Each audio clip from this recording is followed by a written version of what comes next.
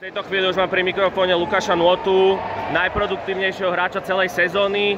Bohužiaľ dneska tu nevyšlo ten najväčší cieľ, sa vám nepodarilo získať, bohužiaľ, po veľmi vyrovnanej sérii. Ako hodnotíš ten zápas a možno aj celú sezónu?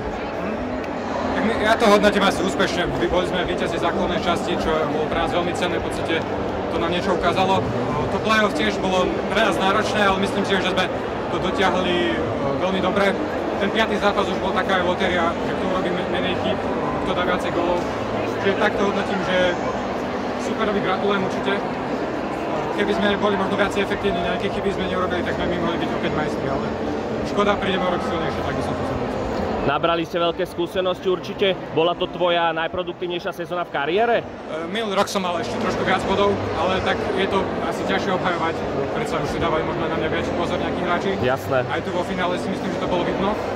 Čiže bolo to náročné, ale tak vravím, že sme radi, akože aj za to druhé miesto, ale chceli sme byť majstri. Dneska si urobil vyslovene, že všetko preto, aby si svoj tým dotiahol k víťazstvu. Dal si 4+2, ak sa nemýlim.